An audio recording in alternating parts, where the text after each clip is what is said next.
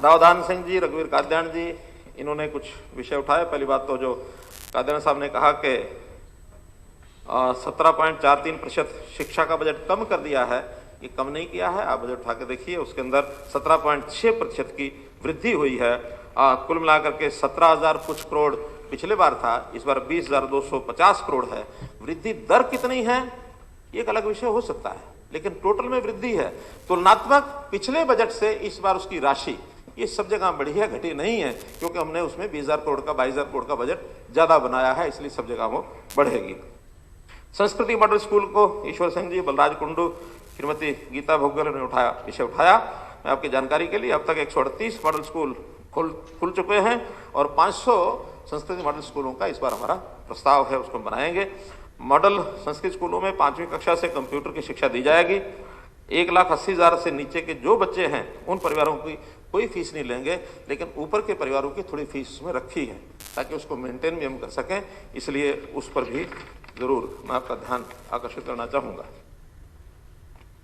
विषय आरटी का था, तो इस साल हमने जो है 134A को ख़त्म करके, जिसमें सिर्फ 10% बच्चों को ही प्राइवेट स्कूलों को हम उनके ऊपर कर सकते थे कि इतने ही वो पढ़ेंगे, हमने इस बार से आरटी इसको अडॉप्ट करने का फैसला किया है। आरटी में 25% हर स्कूल में इन बच्चों को एडमिशन देना पड़ेगा उनको, और ये फ्री ऑफ कॉस्ट उनको देंगे। सरकार इसका जो भुगतान है उन बच्चों की फीस का वो सरकार करेगी। ये आरटी के लिए नहीं, इसमें अलग से करेंगे, हमने ये फैसला कर लिया है, कर लिया। हम उनके लेवल को बढ़ाने के लिए हमारे जो अपने स्कूल 500 स्कूल तो हम अपने ही बना रहे हैं, तो उनके अंदर देंगे, ऐसे उनको भी हम उसी में लाएंगे।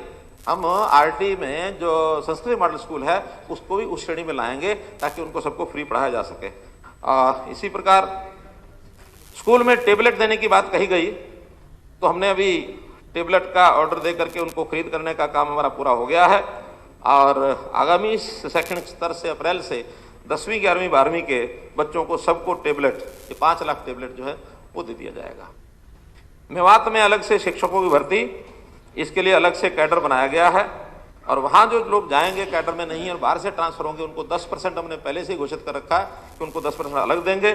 जो सेवानिवृत्त अध्यापक हैं उनकी भी भर्ती वहाँ के लिए करेंगे, और हरियाणा कौशल रोजगार निगम में भी हमने कह दिया है कि जो एक्सपीरियंस वाले लोग वहाँ हैं उनमें भी मेवात को प्राथमिकता दे करके, और उसके अंदर हम इस अगले साल के अंदर शिक्षकों की कमी को है वो पूरा करेंगे। अध्यापकों की भर्ती, ये ठीक है कि अध्यापकों के पद ये हमारे रिक्त हैं, लेकिन एक बात उसमें मैं जोड़ना चाहूँगा कि जितनी सैंक्शनड पोस्ट हैं उतनी हमको आवश्यकता नहीं है। हमारे बच्चों की संख्या, स्कूलों की संख्या, उसके हिसाब से टीचर्स की पोस्ट हैं। अब किसी समय को ज़्यादा क्यों सैंक्शन कराई, किस हिसाब से कराई, हमको मालूम नहीं। 1 और 30 का जो अनुपात होता है शिक्षा का, उसको हम स्ट्रिक्टली लागू करेंगे। इसमें एक थोड़ी कठिनाई आ रही है कि जो जेबीटी टीचर्स का हमने ऑनलाइन ट्रांसफ़र करना था वो पिछले कुछ समय से कोर्ट में फंसा हुआ है, और वहाँ जो 2017 के जो जेबीटी की भर्ती थी वो लोग चले गए थे कि हमारे को भी जोड़ा जाए, उसमें 3 साल की कंडीशन थी। उस समय 3 साल हुए नहीं थे, हालांकि ये अभी तक 3 साल का सिस्टम होकर के और इन्फ्रक्चर्स हो जाना चाहिए था, लेकिन कोविड के कारण से हाई कोर्ट उसकी सुनवाई नहीं कर रहा। मुझे लगता है कि अभी कुछ दिनों में ही जो बातचीत एजी साहब से हुई है उनका कुछ दिनों में इसको हम पास करा लेंगे, क्लियर करा लेंगे, ताकि सबको जो ट्रांसफ़र है, क्योंकि जेबीटीज का डिस्ट्रिक्ट कार्डर होने के नाते इंटर डिस्ट्रिक्ट उनकी जाने की जो इच्छा है वो उसमें से पूरी हो जाएगी। बाकी जो भर्ती के लिए हमने पीजीटी का और जो भी ज़रूरत है उन सब का कर्मचारी आयोग को, चयन आयोग को, और हमने रिक्वेशन दे दी है, और ये बहुत जल्दी इसकी भर्ती वो शुरू हो जाएगी।